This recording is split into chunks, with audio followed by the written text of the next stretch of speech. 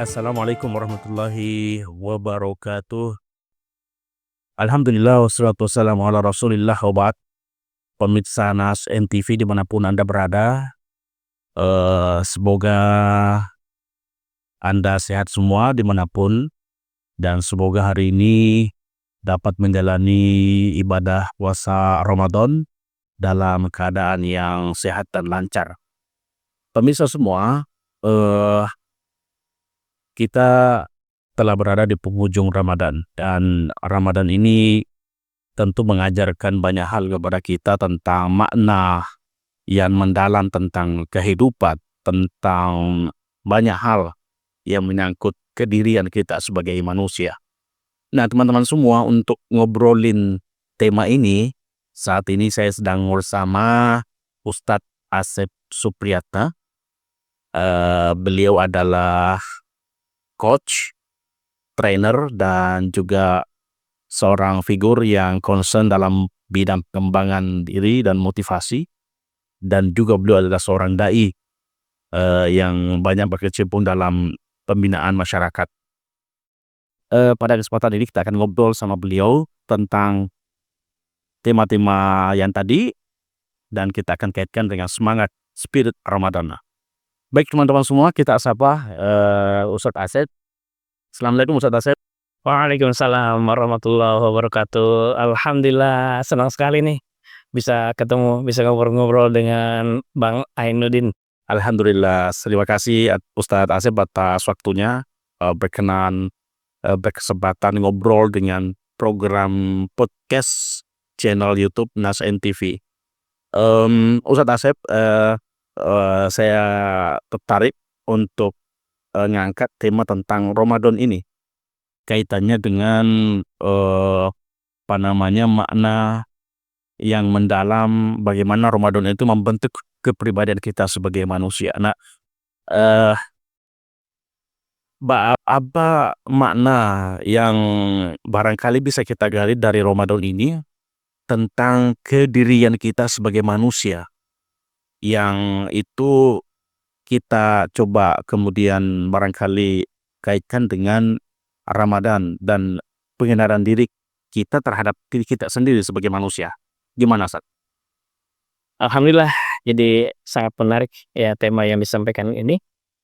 Jadi bagi kita ketika menjalankan ibadah Ramadan, tentunya bukan hanya sekedar ya menahan haus, menahan lapar, atau juga menahan diri untuk tidak berhubungan bagi yang sudah punya berpasangan ya, suami istri. Akan tetapi sebenarnya Ramadan adalah arena kita untuk berlatih. Nah, kalau saya biasanya senangnya membiasakan diri untuk mengendalikan diri kita sendiri. Jadi Ramadan itu lebih kepada pengendalian diri ya, agar kemudian kita bisa mengendalikan diri kita, kemudian mengoptimalkan potensi diri untuk kemudian bisa lebih baik lagi secara jasmani, secara rohani, ya baik itu nantinya body kita ini insyaallah selama Ramadan ini sebenarnya sedang direparasi oleh Allah SWT ya, karena Rasul mengatakan berpuasalah maka sehatlah. Kemudian pikiran kita juga sedang diarahkan agar kemudian kita bisa mengarah pikiran ini kepada hal-hal yang baik saja, ya kita hindarkan pikiran-pikiran yang tidak baik. Kemudian selanjutnya adalah mengasah soul, jiwa kita. So, Ya, di mana soul ini adalah satu potensi yang sangat besar. Ya, di Ramadan inilah kemudian kita bisa asah jiwa kita agar kemudian bisa lebih dekat dan dekat lagi dengan Allah pencipta kita. iya, menarik tadi Ustadz menyampaikan bagaimana kemudian Ramadan ini memiliki fungsi penting untuk mengantarkan diri kita ini melakukan hal yang baik-baik saja. Termasuk tadi Ustadz tekankan dari sisi pikiran kita, soul tadi, dan lain sebagainya. Nah, dari ya kita mungkin belajar dari kehidupannya, betapa kemudian manusia itu, bahkan kita sendiri, sering mengalami apa yang disebut dengan gangguan kesehatan mental lah, apa stres, kemudian ketertekanan, kebingungan atau, apa namanya, kita mengalami barangkali juga, keadaan di mana kita susah untuk atau, kewalahan untuk menentukan jalan hidup kita. Nah, bagaimana menemukan kedirian kita ini agar potensi-potensi kebaikan tadi itu betul-betul bisa kita maksimalkan. Yang seperti Ustaz katakan tadi, kita punya potensi untuk melakukan Ramadan, punya potensi untuk mengantar kita melakukan kebaikan-kebaikan itu. Nah, bagaimana memaksimalkan potensi itu agar kita memang bisa menemukan energi itu dalam kehidupan? Baik, jadi begini, ada satu surah ya yang menjadi perhatian saya selama ini, itu adalah surah Asy-Syams, ya. Wa nafsi wa ma sawwaha falhamaha fujuraha wa taqwaha qad aflaha man zakkaha wa qad khaba man dassaha. Demi jiwa dan penyempurnaan penciptaannya, Allah Subhanahu wa taala mengilhamkan kepada jiwa ini adalah dua hal, potensi takwa, potensi fujur, ya. Potensi baik, potensi buruk. Kata Allah Subhanahu wa taala, beruntunglah jiwa yang memilih ketakwaan pada Allah Subhanahu wa taala, dan celakalah, merugilah jiwa yang cenderung kepada fujur atau potensi buruk. Nah, di sini kita pertama kali ialah harus memahami tentang jiwa ini, ya, atau nafs ini. Sebelum itu mungkin saya akan terangkan ya, di mana manusia ini kan secara garis besarnya terdiri dari dua unsur. Ada ruh, kemudian ada tubuh, ya. Nah, ketika ruh bertemu dengan tubuh, itulah yang menjadi jiwa. Dan terhadap jiwa inilah kemudian Allah firmankan, ya, falhamaha fujuraha wa taqwaha. Nah, potensi takwa itu sudah ada pada diri kita, ya. Potensi takwa itu ada pada diri kita, yaitu berupa fitrah ketauhidan, di mana kita tahu bahwa kita pernah ditanya oleh Allah Subhanahu wa taala, "Alastu birabbikum?" Kita menjawab, qalu bala syahidna. Nah, inilah potensi yang harus dieksplor oleh kita, yaitu ketauhidan, memurnikan apa namanya, eee, ibadah kita kepada Allah Subhanahu wa taala. Jadi ini potensi yang paling besar, potensi takwa itu adalah tauhid. Indikasi seseorang yang kemudian dia bertauhid dengan benar, dia itu ibadahnya kepada Allah, kemudian minta tolong pun kepada Allah. Nah, potensi fujur adalah selain ini berarti syirik dia, sehingga kemudian dalam beribadah juga dia mungkin beribadah kepada Allah tetapi juga beribadah pada yang lain. Dia meminta tolong pada Allah, tapi minta tolong juga pada yang lain. Pada ujungnya orang syirik ini akan melupakan Allah, tetapi melakukan ibadahnya kepada selain Allah dan minta tolong juga kepada selain Allah Subhanahu wa taala. Nah, di posisi ini kita harus paham dalam diri kita siapa pemimpin, siapa yang dipimpin. Ya, di mana unsur kita adalah ruh dan jasad, maka kemudian kita harus paham bahwa ruh ini adalah khalifahnya di dalam tubuh kita. Nah, sementara jasad kita ini dari kepala sampai kaki, kemudian ada jasad, saya bagi dua ini, ada jasad kasar ya, dari kepala sampai kaki, kemudian juga yang satu lagi jasad halus, berupa hati, pikiran, atau batin orang menyebutnya. Nah, dua-duanya ini adalah pembantu ya bagi ruh. Ya, oleh karena itulah tugas ruh adalah bagaimana mendidik jasad ini agar bertauhid kepada Allah Subhanahu wa taala, sehingga kemudian ya kembali nanti kepada Allah Subhanahu wa taala dalam keadaan bertauhid kepada Allah, baik jasadnya maupun ruhnya. Nah, di bulan Ramadan inilah kemudian Allah Subhanahu wa taala membimbing kita. Sebagaimana kita tahu bahwa tujuan daripada saum adalah la'allakum tattaqun, agar kalian semua bertakwa kepada Allah Subhanahu wa taala. Oleh karena itu, Ramadan inilah satu-satunya barangkali yang saya katakan, satu-satunya arena, satu-satunya kesempatan yang luar biasa bagi kita untuk kembali kembali menjadi orang yang bertakwa, kembali kepada ketakwaan kepada Allah Subhanahu wa taala. Begitu. Ya, menarik sekali, Zak. Karena ternyata potensi kebaikan tadi dan potensi yang istilah tadi fujur dan takwa ternyata sudah ada di dalam diri kita, manusia, tinggal kita mengelolanya. Nah, kenapa kalau misalnya potensi itu sudah ada, kenapa kemudian ada orang yang manusia yang kemudian katakanlah mengalami stres, ketertekanan, apalagi beban-beban hidup yang akhirnya mempengaruhi pikirannya dan tindakannya sehingga melakukan hal-hal yang barangkali bisa merugikan dirinya sendiri dan orang lain. Kenapa bisa terjadi seperti itu? Maksudnya dominasi fujur tadi lebih cenderung lebih besar. Iya. Baik, jadi begini. Potensi fujur itu berawal dari data-data yang masuk ke dalam hati dan pikiran manusia. Dan data itu didapat oleh manusia sejak dia lahir sampai sekarang. Apa yang dia lihat, apa yang dia dengar, kemudian dia setuju dengan itu semuanya, maka kemudian itu menjadi data dia. Dan kalau kemudian sudah masuk ke dalam pikiran kita, data itu bisa menjadi sebuah program hidup. Program hidup.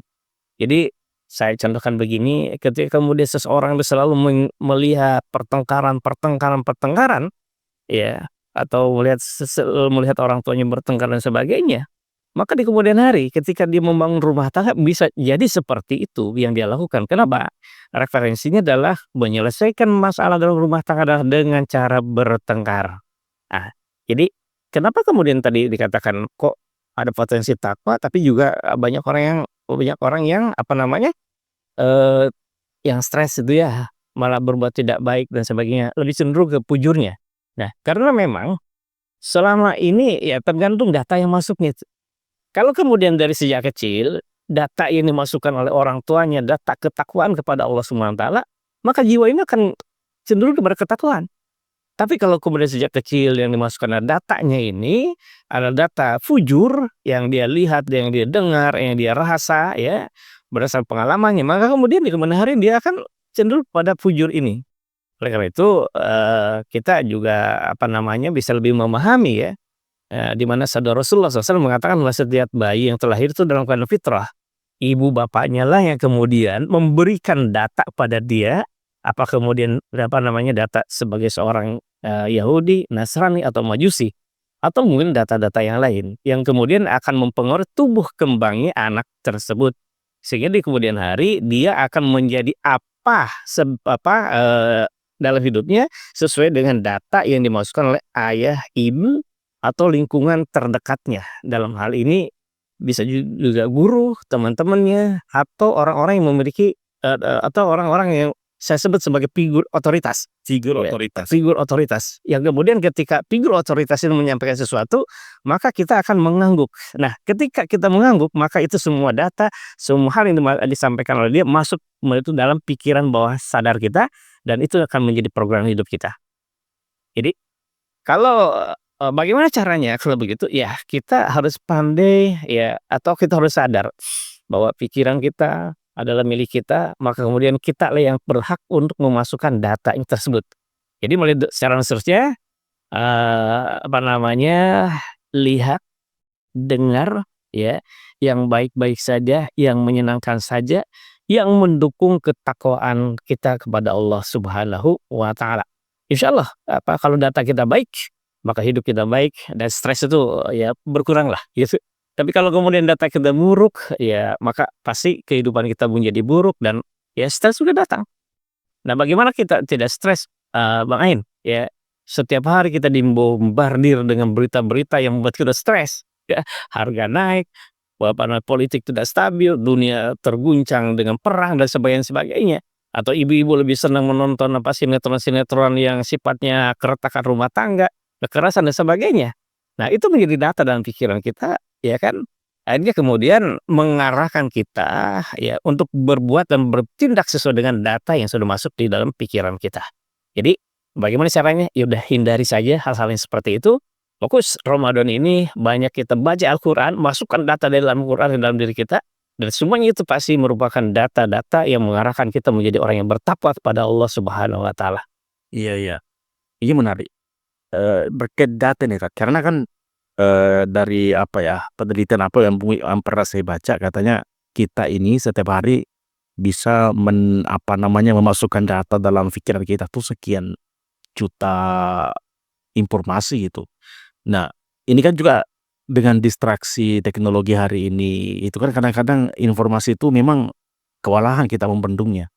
Nah, bagaimana, kita sebagai seorang muslim, eee, mengelola informasi yang sekian banyak itu, Kak? Karena ya mungkin banyak dari kita yang mungkin tidak sadar kalau informasi itu secara tidak langsung atau secara kita tidak sadari mempengaruhi pikiran kita.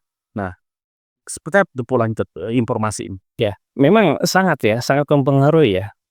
Jadi apa yang kita lihat, apa yang kita dengar itu akan menjadi solusi bagi kita. Jadi, orang mengatakan begini, apa yang kita lihat, apa yang kita dengar, kemudian kita simpan ya di dalam subconscious mind atau pikiran bawah sadar, itulah yang akan menjadi, solusi bagi kita di dalam menghadapi kehidupan. Ya, mungkin saya cerita nih, cerita yang ya lucu dikit lah gitu ya. Jadi ada dikisahkan seseorang di sebuah kampung ya, kampung jauh gitu. Dia menjadi orang terkaya dari menjaga kubur. Ah, Dari menjaga kubur. menjaga kubur nih, kalau di saya dibilangnya itu kuncen atau juru kunci itu ya.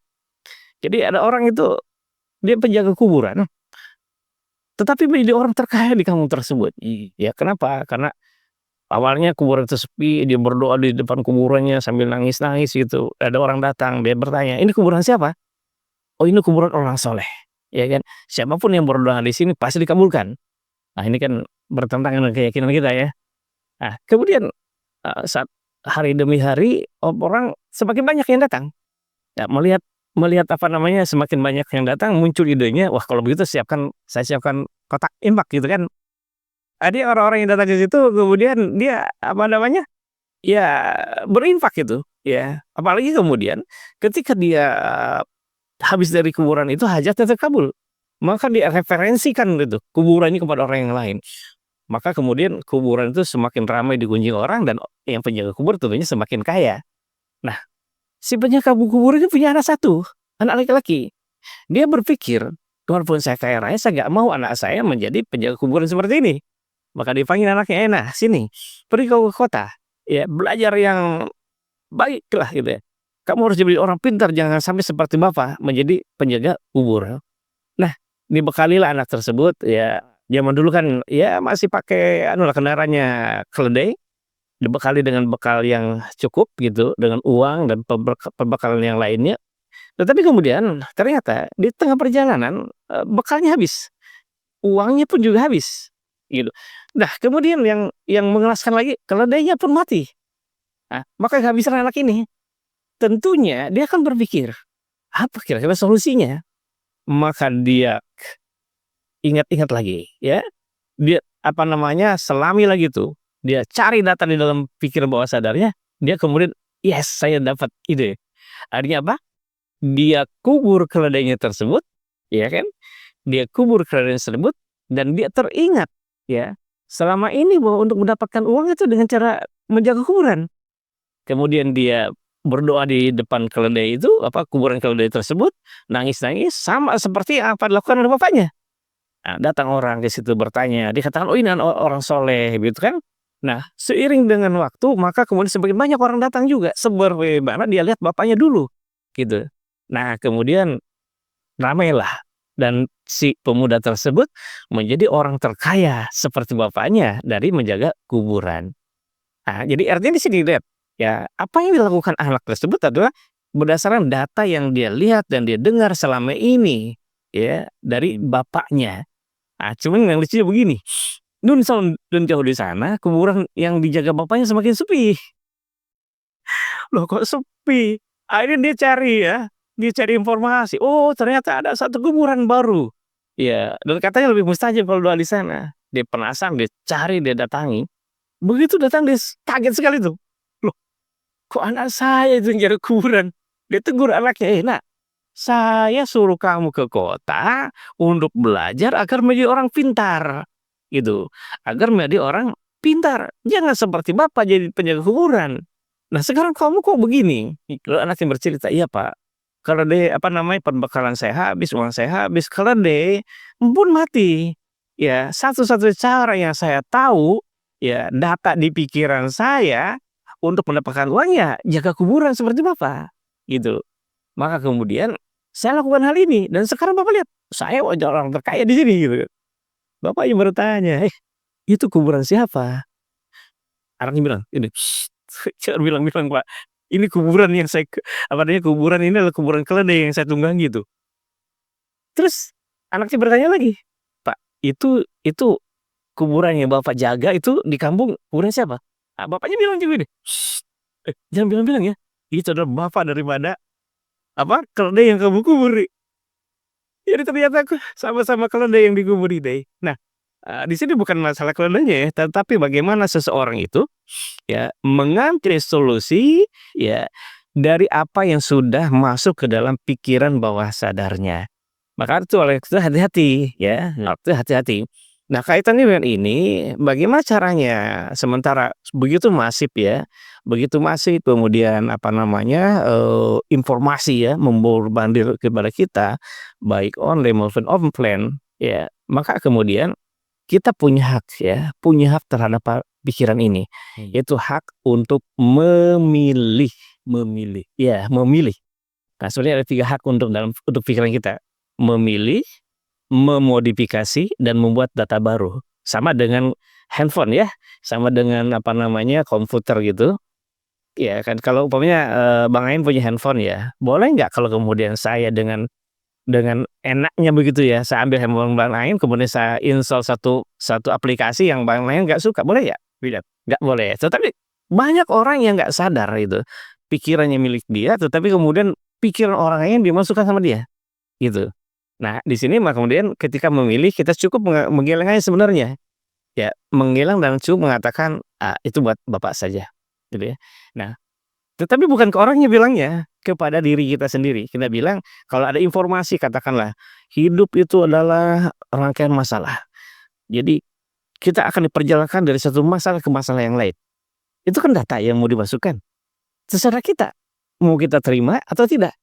Nah, kalau kita mengiyakan, berarti kita menerima data tersebut, dan ketika sudah masuk dalam pikiran bawah sadar kita, itu akan menjadi program. Maka jangan menyesal, yang menyalahkan siapapun juga kalau kemudian hidup kita banyak masalah. Karena belief system kita mengatakan hidup adalah perjalanan dari satu masalah kepada masalah yang lain. Nah, agar tidak terjadi seperti itu, kita cukup mengatakan, "Tidak, itu buat dia saja ya." Nah, ketika kita mengatakan, "Tidak, itu buat dia saja," tuh bicaranya pada diri kita, bukan pada orang yang bicara, gitu. Karena kita nggak ada urusan dengan orang itu. Kenapa kita sadar apa yang dia sampaikan adalah tanya dia, gitu kan.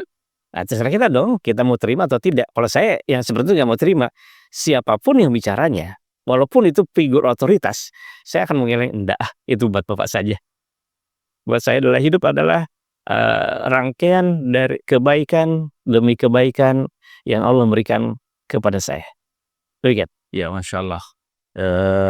Ini apa namanya tadi ada beberapa clue yang Ustadz Asep sampaikan tentang bagaimana mengelola pikiran dan bagaimana tadi ada 3 poin tadi ya, memilih, memodifikasi, dan Membuat data baru. membuat data baru. Nah, ini saya ingin mengaitkan dengan kelas inner journey yang Ustadz Asep inisiasi itu. Tentu nanti kelas ini akan sangat menarik. Nah, boleh nggak sedikit berkenalan terkait dengan inner journey ini, apa saja sih sebetulnya yang dalam topik-topik pelatihannya itu yang akan dipaparkan terkait dengan apa namanya, kedirian kita sebagai manusia dan ingin naik kelas lah, seperti apa itu? Iya, jadi, inner journey adalah satu proses kita ibaratnya masuk ke dalam diri kita ya. Lebih tepatnya sebenarnya kita menelisik ya, menelisik program-program pikiran apa saja yang sudah masuk ke dalam pikiran kita, dan kemudian kita akan, mendeteksi emosi-emosi saja emosi-emosi apa saja yang dominan dalam diri kita, gitu. Nah, untuk program-program pikiran yang sudah masuk, maka kemudian kita ada lakukan modifikasi namanya, ya kan? Modifikasi. Nah, terhadap emosi-emosi ini kita juga harus sadar ya, karena apa namanya, ini namanya bentuk daripada mengenal diri itu termasuk mengidentifikasi emosi yang dominan yang ada pada diri kita.